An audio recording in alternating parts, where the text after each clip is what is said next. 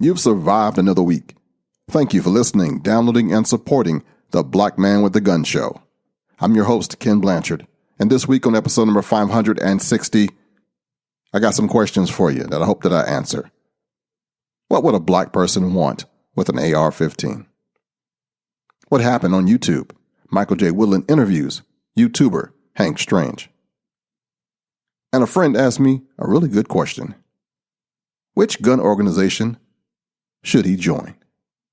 All this and more coming up next.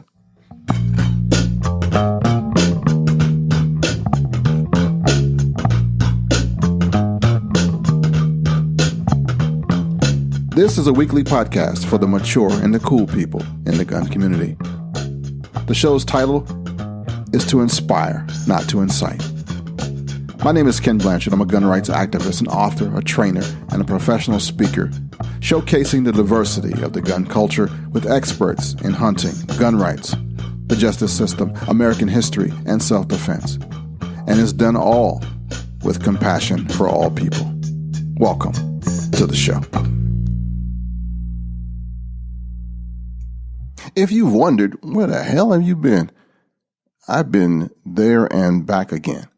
I've been doing a couple of different things, mostly adding to and making sure that blackmanwiththegun.com is tight and right. I've been adding some product reviews on that page. I've been doing a lot of ministry, actually. A lot of people going through some stuff right now. And the Speak Life ministry that I started is in full effect. How are you going to be a preacher and a gun guy? I don't know. I just do it. I just fight to do the right thing and it just comes out that way. Do me a favor and check out the blog page. David Cole has written some really good pieces, and I want to share all his hard work and his good work. If you want to reach me, my contact information can be found at blackmanwiththegun.com. If you like what you see and what you hear here, please tell somebody. I pledge allegiance to the flag of the United States of America and to the republic for which it stands, one nation, under God, indivisible, with liberty and justice for all. You know, I've been at this a minute, since like 1991 officially. The blog has been up since 1999. The podcast since 2007. And right now, I've never felt more alive, more on top of my game with this thing. If there's anything I can help you with, please, please, please contact me. I feel like a brother smoking a fat cigar next to a propane tank. I'm about to blow up. You might not know it, but the gun issue changed my life. It taught me the value of freedom. It showed me how my government works or doesn't. And it introduced me to politics. As a gun owner, you are responsible for the safety of yourself and everybody in your home. You enjoy the freedom of gun ownership. I know. You enjoy the fun of owning, collecting, competing, hunting, and shooting recreationally. You may even own a firearm for self-defense, one or two. But whatever your reason, sooner or later you'll find out that the part of that responsibility is also to contribute to the national debate on gun rights. You are in the fight regardless of your political views, your knowledge of the system, your ability to articulate, your education, your financial, ethnicity, your gender, or marital status. You're part of the political landscape because you believe in the right to keep and bear arms. So, what do you do? What organization do you join? Where should you send your money? Well, first of all, you know everybody's begging for your dollars.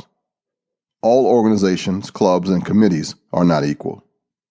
So, caveat emptor. Beware of the ones that sometimes might have the best marketing, the fanciest logos, and the celebrity endorsements.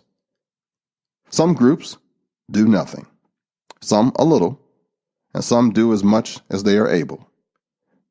Whoever you choose, do your research first. Support the gun rights organizations that are working in the local levels. I'm talking your state organizations. They are often underfunded, understaffed, and underappreciated. I know there are the national blah blah and the blah blahs of America. You want to start being a soldier in the organization that is in your state. You know, the one that's been begging you, annoying you to show up and to be counted? Now's a good time to give them a second look.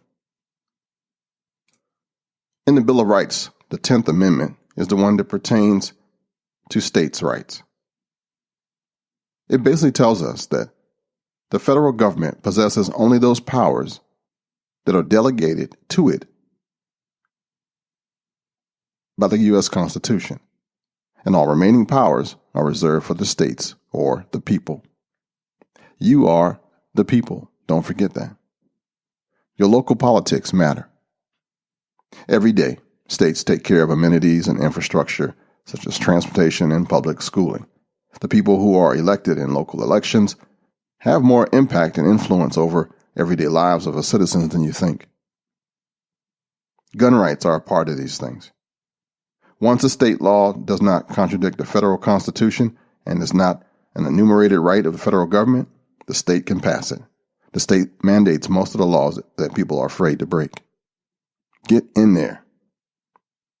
Locally elected officials are supposed to act on our behalf and convey their issues to the federal branch of the government. You know they don't when it comes to guns. Therefore, participating in local elections is supposed to be the most democratic aspect of our political system. Now, if you're tired of arguing with strangers on the internet, try talking to one of these jokers in real life. If something needs fixing, how about lacing up your shoes and do some organizing? If you're disappointed by your elected officials, which I'm sure you are, grab a clipboard, get some signatures, and run for office yourself. Show up, dive in, stay at it, step up, and make a difference. A political activist is somebody who is involved in this political process for the sake of promoting, raising awareness of certain issues or a set of issues. It doesn't pay, I'm telling you that right now, but it's what we need. Political activism typically involves engagement beyond just voting, whether it be through protest, demonstration, or lecture. We need more gun rights activists. We do. But I gotta warn you, it's an investment of your time and your resources. You'll often look around and wonder, WTF am I doing here? Because the clowns that are in office don't care. Those clowns have their own agendas. You will see the professional organizations passing you by. You'll see lobbyists paid 3 times the much money as you make a day, and lawyers in those halls, and they all had to start somewhere, though. While you're there, be in the ground, be in the moment, look, learn, and connect with somebody, especially somebody in the State House, because that assistant that just passed by you, that intern, that low-level person they sent out to talk to you to blow you off because they were too busy, will be somebody important in the future. Don't belittle, don't push off, don't blow them off. Anybody that you meet in the State House.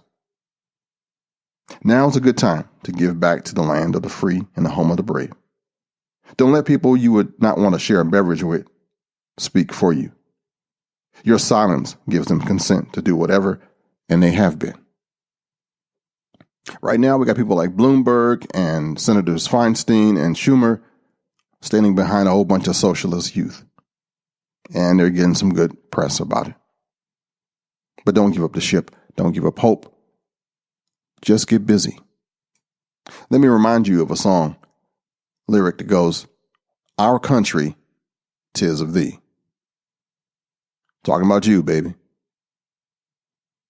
Can I get an amen, somebody?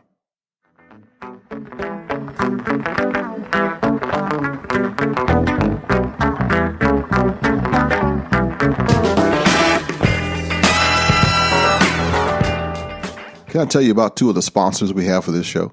The first one is Crossbreed Holsters. Crossbreed Holsters are some of the finest holsters in America. They are imitated for a reason. They sell holsters, belts, modular systems.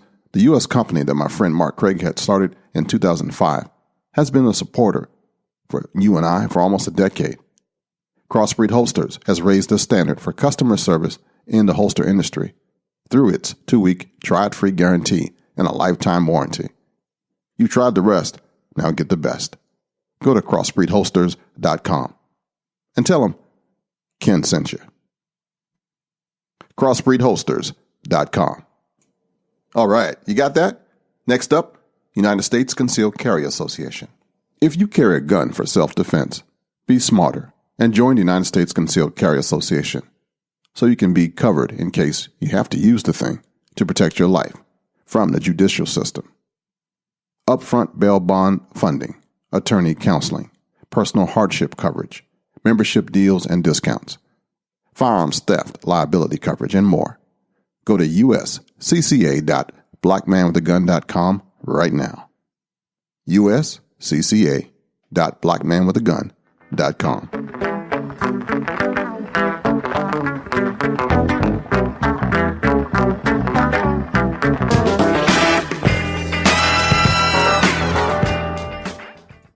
Did you hear what happened with YouTubers that are in the gun space? They got a slap down. Some of them got their stuff erased, taken right off the web.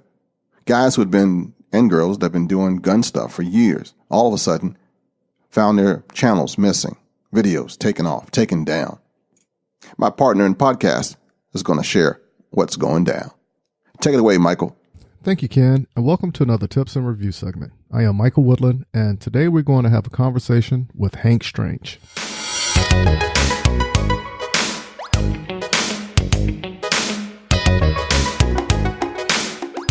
For the past couple of weeks, there has been some shaky grounds in the world of Hank Strange. So we reached out to him and decided to have a little conversation to get a better understanding of what is taking place. So let me reintroduce Hank Strange to the audience of the Black Man with the Gun podcast.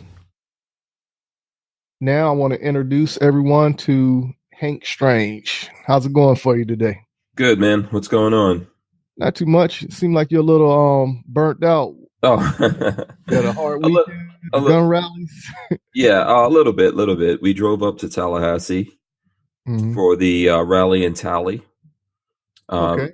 Pro Second Amendment. There's been a couple, like every time someone goes up to Tallahassee, they call it the rally and tally, but we went in favor of the Second Amendment. So what's the climate there since the shooting and the rallies going on, of course? So the way that I saw it, it was a Sunday, obviously, so it was kind of quiet in Tallahassee. Tallahassee is not really that big. I live in Gainesville. I think it's about the third of the size of Gainesville, and Gainesville's a small town, small college town. So is Tallahassee. FSU's there, obviously. From what I saw, there were a lot of gun guys that showed up, a couple hundred people. I think it could have been bigger, could have been a lot more people out there. I think ultimately what matters is the folks who showed up. And there were lots of good speakers. It was actually my first time speaking to a crowd and my first time using a megaphone, both of those things. Really? Usually I talk to people from cameras, so it's really not that. I don't have that big of an audience. I do have an audience sometimes, like actually in the studio, people watching me, etc. But, so it was kind of fun for me to do that. It was good to see the people that turned out there. They're very passionate. Pro Second Amendment folks. And it was really good to see young people show up there. So I know we had some kids we had at least one young lady that I remember from Tallahassee Community College. And then there were several kids that came in from the University of Florida. I believe they call themselves Young Americans for Freedom, YAF. And you might have even, if you watch the news, I know I saw them on CBS this morning. They were actually, I think CBS, CNN, several news outlets were there to interview these guys because they're all under 21 and they're directly affected by the proposed legislation that's in the Senate, in the Florida State Senate right now. Is that going up, down, or is it one of those, we got to wait and see? I think we still have to wait and see. I think they realize that there's serious pushback against it. But right now, we really have to wait and see. I can't say that it's been taken down, but it needs to be. I'm definitely for it being taken down. There's several things that they're doing, and one of the most egregious in my mind is making it so that you can't buy a rifle until you're 21 years old.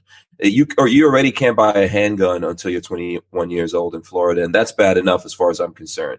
Because when you're 18, You know, you're a grown man or woman. You should be able to defend yourself and protect yourself.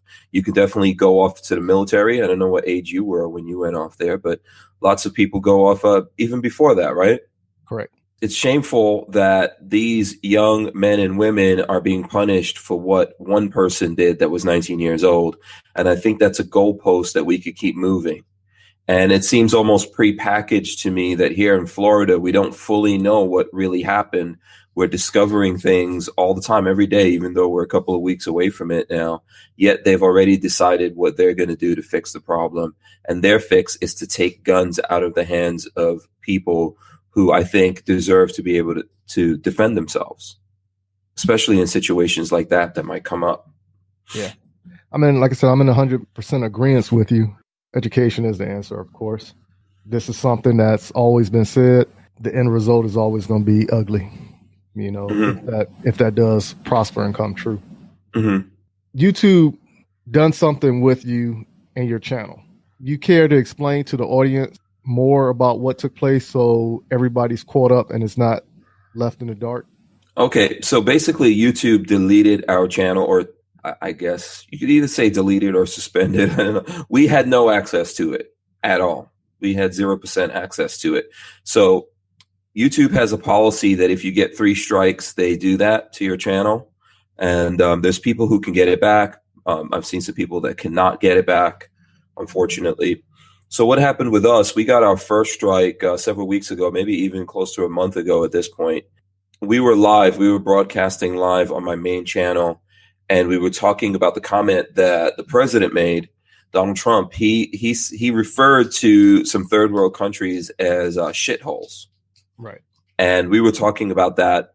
We were having a conversation about it. We were about 42 minutes into that conversation on air when we got pulled off the air. Now, I think what happened was that we had a lot of people coming in for that. It was really hot news, you know, just off the presses, all that kind of stuff. We noticed a lot of people in there that usually don't come in. And, you know, there was a lot of crazy stuff being said, and we were trying to kick those people out as fast as we possibly could. I wanted to talk about it because I'm from a third world country, and I've lived in third world countries before I ever came to America. So I just wanted to have a conversation. And I think it was a really good conversation that we were having. Maybe someone reported it. I don't know what happened there, but we were live on air. We got pulled off. Then we had no access to the video. I believe the video was deleted. We definitely don't have access to it right now. We can't even see it. We could see it for about 4 or 5 days. We could actually see it, right, but we could not download it or anything or save it in any way. And then that access was taken away from us. The channel got a strike, and our ability to go live on the main channel was suspended. So I started going live over to my B channel, Lifestyles of the Locked and Loaded, and we continue doing that. Now, in the wake of what happened here in Florida, I think I think YouTube actually went out and got like maybe 10,000 more moderators, we can say, I guess that's a good way to put it, quote unquote. I believe that they went to the Southern Poverty Law Center to get some of those moderators, if not a lot of them or most of them. And what started happening is that these guys went after who they categorize as right-wing, conservative, pro-gun, etc. They went after a bunch of people. And I know over, not this weekend, but the previous weekend, what they were doing, they actually killed, I think, somewhere between 50 and 60 airsoft channels. Wow. And then they were giving lots of channel strikes. And I wasn't fully aware of that. On the Saturday, I woke up and someone sent me a message, Big Daddy Hoffman, saying that he got a strike because of a video he made related to a bullpup. Mm-hmm.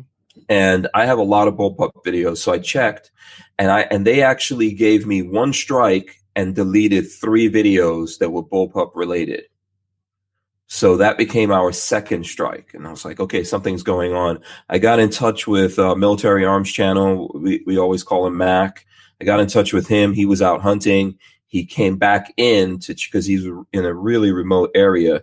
So he went back in to check and see what was going on. He also had 3 videos deleted and got a strike.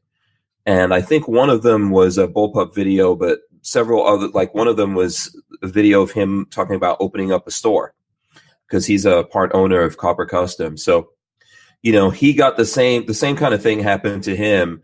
And he said, listen, make all your videos private. I'm going to do that. So I did it. He did it. We both said we were going to make videos talking about what was going on.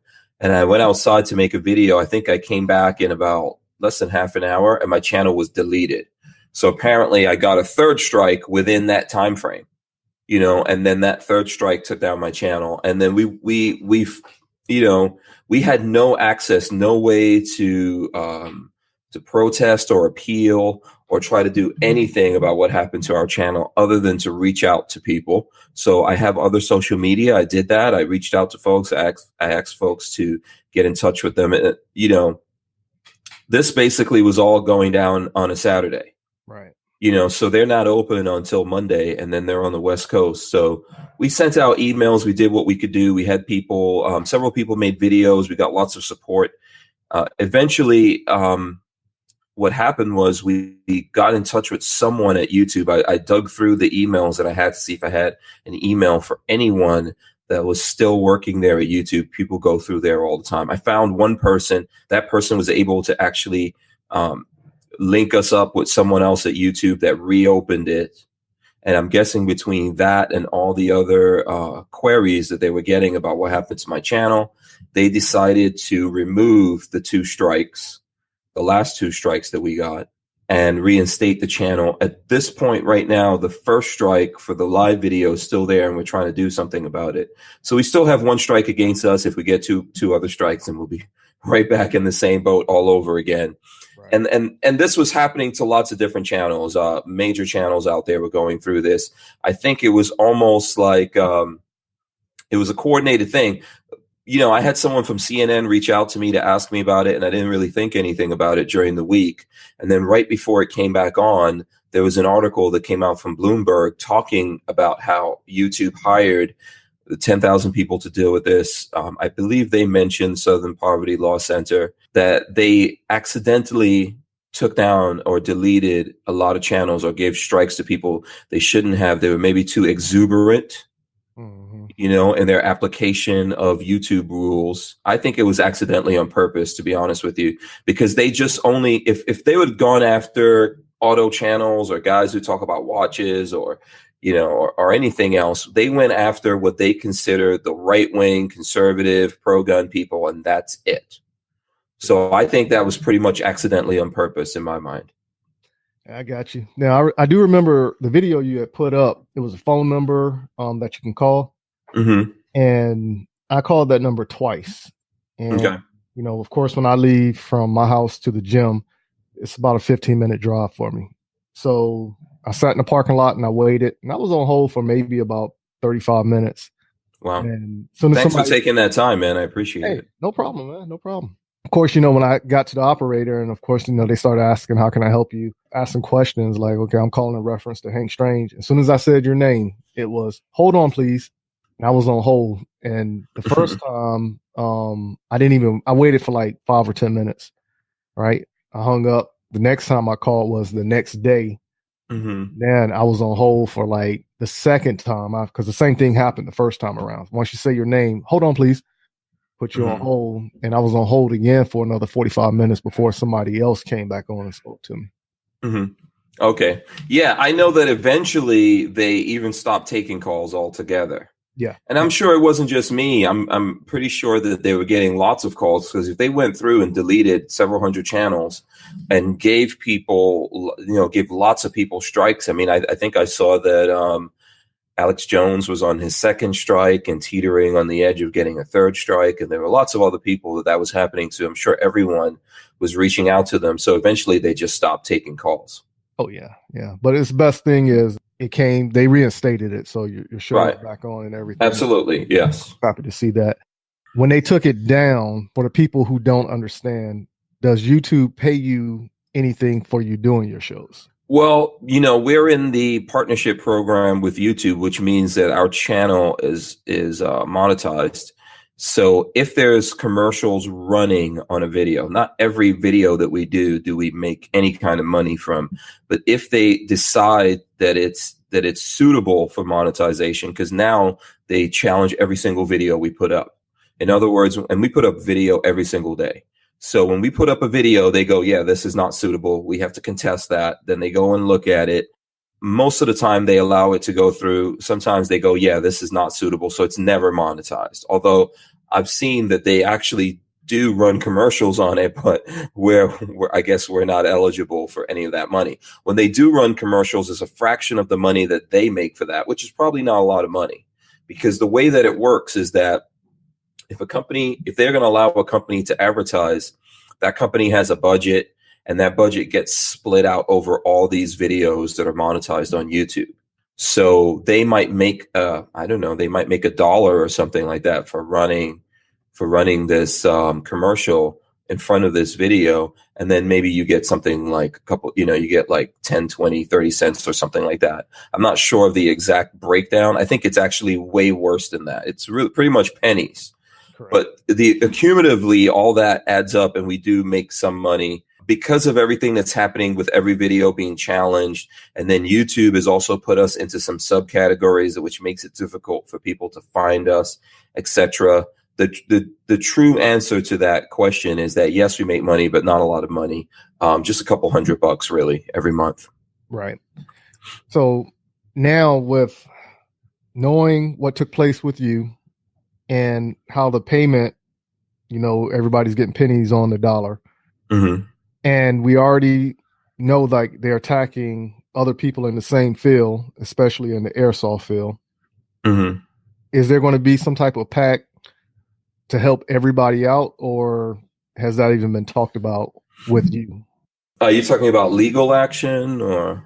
Not so much legal action. It's just the same thing, like bringing people together to help out. For instance, like Mac, if his channel got shut down or if he has the strikes, are people going to pull together to try to reverse it so he can continue doing what he's doing? Yes, I think so. I mean, I think this has happened many times to many people out there. We usually always rally, get behind that person, try to, at least help them get their channel back in whatever way that we can. So that's one thing. We're not really super organized. I think there's some bigger channels like Military Arms Channel along those lines that they actually have representatives at what it's like they're in what's called networks. Mm-hmm. And so they have a representative there that can communicate with YouTube easier. I'm not in a network. And since this, we've looked at it before, and it's never been a good situation for me, because basically once you go into it, you agree to give up, a percentage of whatever you're making. There's all kinds of things, and it's already not an easy situation to handle. Right. Right. So I haven't done it, but I think I'm just going to get into it myself. I know the bigger guys are in that, and they have that as their first line of defense. After that, obviously people can do what you did, what I did, what everyone out there did, is reach out to YouTube and say, hey, what the hell is going on here? And then beyond that, maybe there's other folks that we could reach out to, but we're not super organized at this point, to be honest with you. And we don't have too many organizations that really even care about what's happening to us. During this time, I did hear from some companies out there that do care. And I can definitely tell you the Brownells folks were highly interested in what was going on with us. They expressed, and I'm pretty sure did reach out and try to do some things, but we're really just not that organized. And you would maybe think like the NRA or someone like that would do something about it. I don't think we have that option either. I know we've tried to do those kinds of things in the past. And to be honest with you, I really don't think they care about what's going on there. So the short answer to that question is we're on our own, but we're not alone. We obviously look out for each other like you did. You looked out for us, and other people did that. So that's what we have going on, but we don't really have a more organized way to deal with these kind of things right now. Right. Well, you know how it is. The first time around, that's your learning lesson. The second time around, you know kind of what to do, put it in action. And I think that's what this situation kind of is leaning towards. Yeah. So now, if YouTube does this again, or totally get out of hand with their rules and policies, what's next in the process? Well, if it happens again, the only thing that we could do is push back the same way that we did this time, to be honest with you. That's really the only recourse we have with YouTube. It's what happens all the time. There's really nothing else that we could do except push back and hope to get the channel back, maybe. get it back intact. I know some people haven't. Like, we got everything back pretty much intact. You know, we got the subscribers that we had and the views and the videos. I know that there's people out there who didn't get any of those things back, and then they got the channel maybe, and they had to start building it from zero. So there's not really much that we can do there. What I suggest to people, like with us, we have other social media, and we rely on that. I have a B channel. We rely on that. Since this happened, one of the things I started is hankstrange.tv, which is basically a website you can go to. You can put in your email, and then you go on an email list. So when things like this happen, we can keep in touch with you, because we realize that when any place pulls the plug, when YouTube pulled the plug on us, we lost access to 60,000 plus people. Wow. You know, that's how many subscribers we have. So, and obviously there's bigger channels, way bigger than mine. The same thing happens. So we decided, you know what, we can't really let it go that way. What we need to do is have a way to communicate directly with these people. Because it's not like you can go in there and you can send out messages or do it. You can't do anything. You've lost your channel. And that same thing would go on Facebook. It would go on Twitter. It would go on Instagram or anything else that exists out there. So we started a website like that in order to be able to push back when this happens, or at least communicate and reach out to people. I'm going to do more than that through that. I'll let people know of things that's coming up, really cool projects and things like that we have going on, as well as I'll probably give away a lot of stuff. I'll probably, at this point, I'm going to give away everything through Hank Strange TV. Right. Just because I realize that it's so important, you know. I would rather have 60,000 plus emails than all the subscribers that belongs to YouTube and not to me. Because if something happens to you, even, and let's say it's not me, with those people that are on that list, I could say, hey, you know, Munitions, Weapons, Tactical, you know, Mike's, this happened to his channel. Let's help him out and we can get something going. Right. But, you know, if they hit us all at the same time and we lose our YouTube channels, we can't speak for each other. So that's the way that I plan on dealing with that. And then beyond that, I've been working with the guys at Big Daddy. You know, I work with Big Daddy Enterprises. They own Big Daddy Guns and some other businesses. And we're working with them to build a platform. So hopefully in the next few weeks, I'll be able to start talking to folks about the details with that. We've been working on it for a while, and we've got a lot of the back end stuff put together, because I think that was the most prudent thing to do, to build up the infrastructure for it. So now we're putting together the front end. And I think that we need alternatives, not just what we're doing, but we need lots of alternatives out there that don't rely on, you know, not platforms that rely on companies that are mostly leftist or anti-gun. And then they use their platforms like Facebook or YouTube or Twitter to attack us and take away. I mean, we're doing something that's protected by the Constitution, not just guns. I mean, our ability to even speak, but they're taking those things away from us because they're privately owned companies. And at this point, they have not been declared utilities, although personally, in my opinion, I think they're very close, if not already utilities. But, you know, even the way that we think, because of our beliefs, we're not trying to, we're not trying to get government involved in this to come out and say, yeah, you guys are utilities. You can't do this. You can't do that. But they use their power and they know that. So I think we're really teetering on the edge that someone's going to look at this and say that these guys should not be able to do this anymore. Because imagine if everything was reversed there. Imagine if these companies were owned by people who thought like us. And then when anti-gun people came out, or very liberal people came out, you know, or even people who you might say as socialists came out, and we said, no, let's kill these guys' channels. I mean, everyone will be up in arms, right? Correct. Yeah. So personally, I think we should get our own platforms and deal with it that way over like trying to have these places declared utilities and everything. But I really also feel that we're getting really close to that just because of what they're doing. In a very short space of time, they can shut down any dissenting voices that they don't like. That's very true. Very true. Yeah. Can you go ahead and tell the people where they can find you, and if they want to contact you, how? Absolutely. So if, like I said before, if you want to get in touch with me, go to hankstrange.tv. www.hankstrange.tv. Just type it in or search it. I don't know how long it's going to take to actually come up in a search because, it's new. But hankstrange.tv is going to tell you how to get in touch with us in lots of different ways. There'll be a way to email me there. Put your email in the box. There's a video there explaining how to use this, but below that video, there's a box. You put your email in there, you go on the email list, and then we'll keep in touch with you and let you know what's going on with us, updates from time to time. If something like this happens again, we'll definitely keep you posted on what's going on and how you can help us. And the fun part of it is we will give away stuff through there. So every time I give away things, which I give away a lot of stuff. So every time we give, yes, yeah, absolutely. I enjoy it. It's the best part of doing this, actually, is being able to give back to people. So I'm going to do it through there now. Every time I give away something, I'm going to go back and check and see if that person is on my email list. And that's the final check that they need in order to receive whatever it is we're giving away.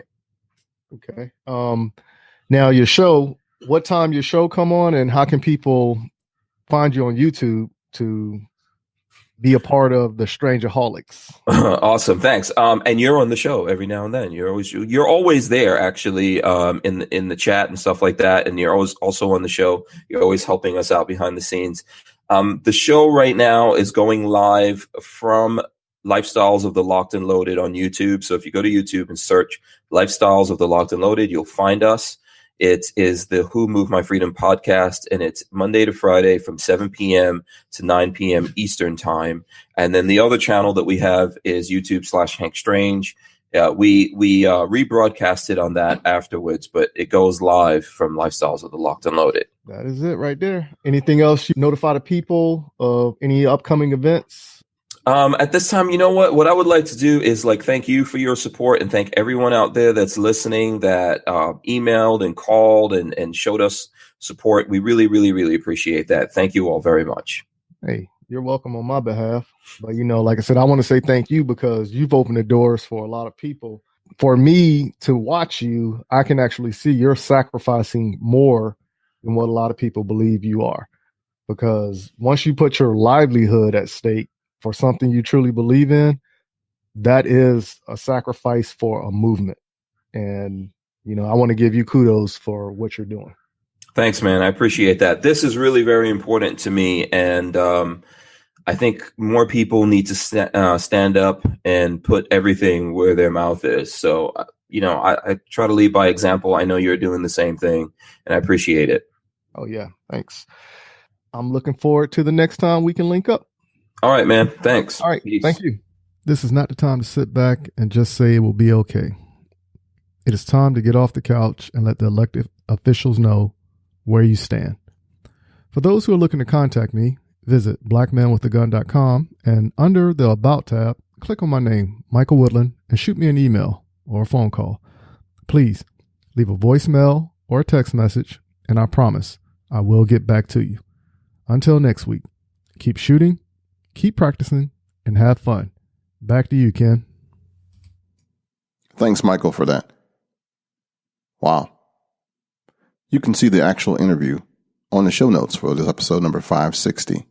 It's going to be the super long show notes, but we're going to try something different at blackmanwithagun.com. The following program is intended for mature audiences. And now for something completely different. Can we talk about AR-15s for a minute? Why would a black person want to have an AR-15 in this day and age? I'm being funny, right? You get the joke, right? For the record, I've been African American, black, not Hispanic, most of my life. Before that, I was colored, Negro, and Afro-American. I'm over 50 years old, so I've weathered the social and cultural storm. I am not confused. I've been there, done that, and got the scars to prove it. The title of this podcast is to bring attention to the foolishness which has become our normal. Some of you will get that a little later. If you're still listening, let me share some stuff with you that is true and factual. Some information about gun control, deliberate misinformation, and fear-based hypocrisy regarding a mechanical device called the AR-15 is what I'm talking about. I have one, and I want to share why I ain't scared. The Armalite rifle, AR-15, is the subject of debate, hysteria, and fear-mongering since a murderer used one in Parkland, Florida. Over the past 25 years of my tenure in the gun community, I have seen and heard this argument over and over again. The laws that are proposed only affect the innocent and the law-abiding gun owner. The Public Safety and Recreational Firearms Act, also known as the Federal Assault Weapons Ban, was enacted as part of the Violent Crime Control and Law Enforcement Act of 1994, which expired in 2004. Did not work. The assault weapons ban did not prevent the 1999 Columbine massacre either. Eric Harris and Dylan Klebold killed 13 people at a high school in Colorado, carrying 2 illegal sawed-off shotguns as well as a high-point carbine and a Tech-9 pistol. The assault weapons bill was originally written by Vice President Joe Biden, then a senator. No crime bill before or after has ever been as big. Inside this 356-page bill is the assault weapons ban, which banned any new manufacturer of semi-automatic rifles that accepted a detachable magazine and had 2 additional cosmetic features from this list: folding or collapsible stock, pistol grips, bayonet mounts, flash suppressor, threaded barrel, grenade launcher mount. As if any of those things ever did anything to anybody. Along with the firearms ban was the stop to any new manufacturer of magazines capable of holding more than 10 rounds. The assault weapons ban's intention was to stop mass shootings and lower homicide rates of law enforcement officers. Yeah. Remember Sandy Hook?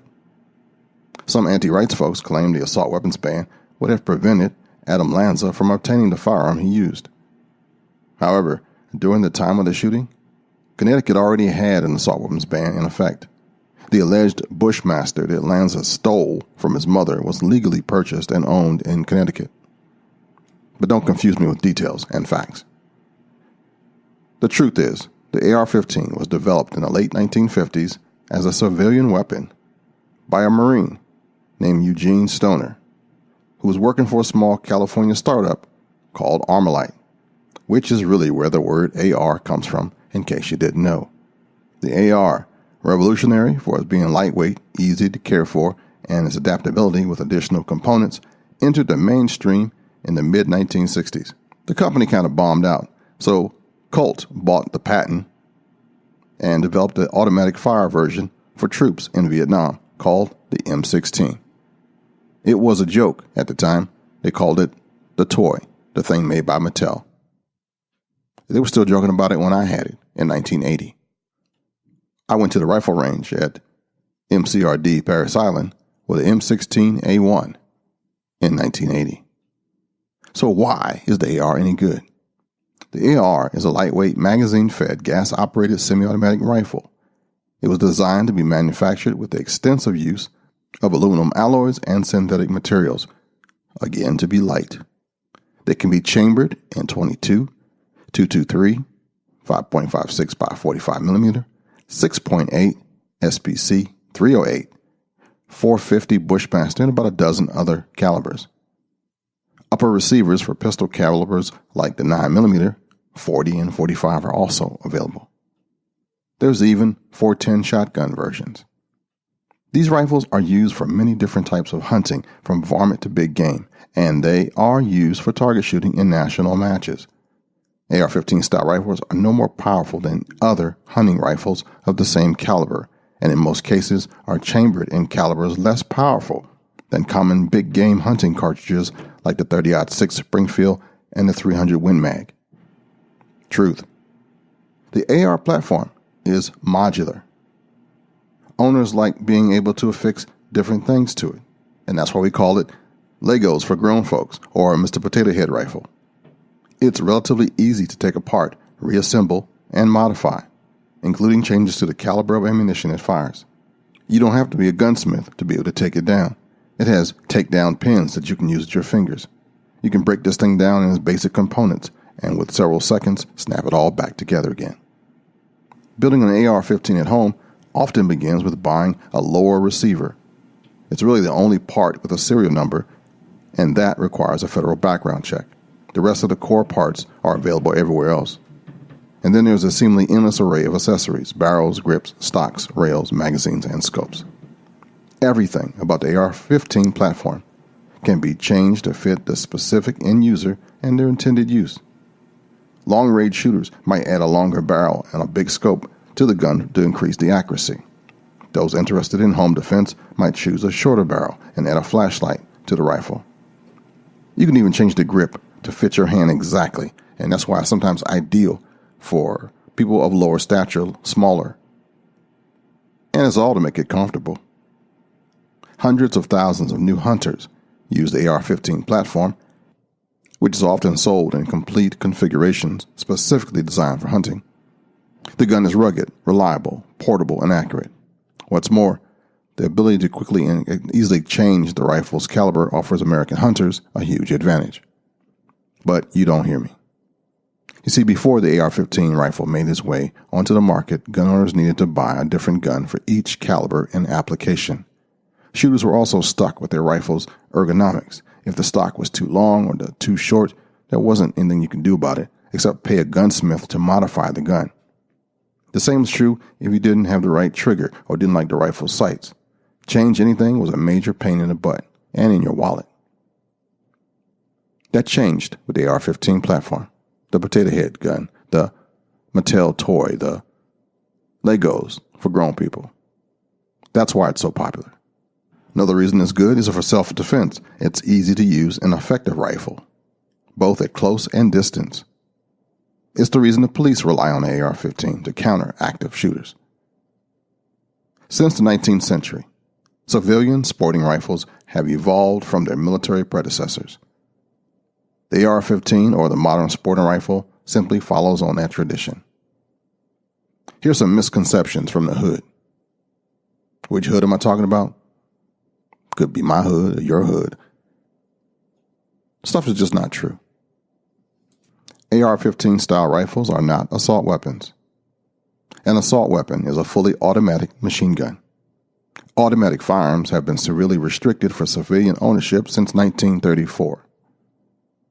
FYI, the M16 was not the original so-called assault weapon either. The Germans created one in World War II. Versions of the AR-15 are legal to own in all 50 states, providing the purchaser passes the mandatory FBI background check required for all retail firearms purchases. Owning a rifle does not equal murder. Owning a rifle does not mean that you are evil. Owning a rifle does not mean you don't have faith in God. While I'm journeying through here, free of charge, I am a steward of everything that God has given me. He has given me the ability to train, to know things, to learn how to be safe, accurate, and secure in my person. And with this knowledge, I can protect others and have fun with this mechanical device. And did I tell you that shooting rifles is fun? There's some skill involved to actually shoot one accurately past 100 yards. It's no joke. Being in the gun community, being an advocate for 20 plus years, is starting to really pay off for me. I got a chance to visit the LWRCI shop in Cambridge, Maryland last summer. I had a blast. What made it for me was that it was in a town, also the birthplace of Harriet Tubman. It was in a formerly poor part of the Eastern Shore, where the folks have a choice to either work for the chicken farmers of Purdue or work for this great company, LWRCI. I saw skilled craftsmen. I saw old ladies, old dudes, young people cranking out, finishing, polishing, engraving, cutting, sanding, and building beautiful works of art that you can shoot. Some people collect rifles for nostalgia. It might remind them of a movie, a war, a time period when they served in the military. For me, this LWRCI rifle gives me a chance to support my state, one of the most un-gun-friendly states in the Union, and the people of Cambridge that work for LWRCI. I look forward to showing you a video of how this thing looks.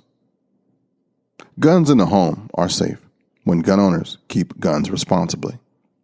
Did you know that more children die every year in a swimming pool accident than they do in gun accidents? It's a fact that armed American men and women prevent 2 million crimes every year with their firearms. Did you know that self-defense is more honorable and better for society than being a victim? But it's up to you to act responsibly for your own safety and the safety of your family. It is true that cities which impose stricter gun control create the highest assault and murder rates in America right now. The most violent cities involve gang members that shoot other gang members. The average gun owner never uses his or her gun to commit a crime. Most states issue permits to carry concealed handguns. Not quite 40 yet. But the men and women who get these permits take gun safety classes and have extensive criminal background checks. They're a lot more lawful than your average citizen. These people make it a little safer every day, wherever they may be. Imagine walking out to an outdoor range where the sky is blue and the grass is green like a golf course. You can barely see the target without binoculars or the scope of your rifle. But if you're old school like me, you like using iron sights. There's a zen to shooting. It's the ability to decompress, to block out the troubles of the day, to concentrate on breathing and marksmanship skills and the ability of the rifle that you probably put together yourself. There's an art to it. Mastering of oneself. And your goal? To hit a target accurately and continuously a football field distance away. The Japanese had bows and swords. We now have the chance to have an AR-15. And it's the same art, really. Just a different choice of weapon. But the mind game is the same. To get rid of the mind. I think it's one of those Bushido codes from the samurai. I'm hoping I made sense with something. And if you still don't get it after everything that I've said, then maybe you're not someone I want to be around me or my family. I'm just saying. For everybody else, thanks for listening. Have you heard my other podcast? Speak Life. Proverbs 18:21 says that life and death are in the power of the tongue. Join me in faith and be a part of my family on a podcast that gives you what you missed in church. SpeakLifePodcast.com. Serving Jesus without boundaries. SpeakLifePodcast.com. And we're on Facebook too. SpeakLifePodcast.com. All righty now. That's it for this week. I want to thank you for rolling with a brother one more time.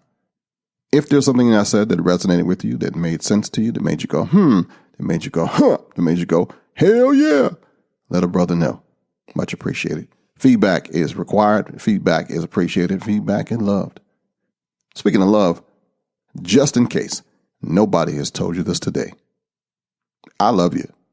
And there's not a damn thing you can do about it. Until next week, this is your friend and your brother from another mother, the black man with a gun. Remember this. It's hard to beat a person who never gives up. Shalom, baby. Until next time, friends. To keep in touch with Ken and his cause, head over to blackmanwithagun.com.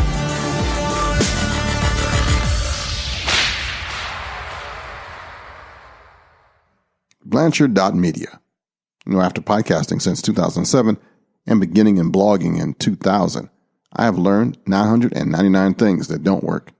You can start off right from the beginning. Be the best you can be. If you need graphics for your blog, your podcast, album art, or a new logo, even a website redesign, I got a team and a resource for you. Blanchard.media. Yeah, it's my company. Discover what your brother from another mother can do for you. Blanchard.media. We also promote other podcasts and provide podcast editing services. Check it out at Blanchard.media. Graphic design and podcast services. Blanchard.media. Blanchard.media.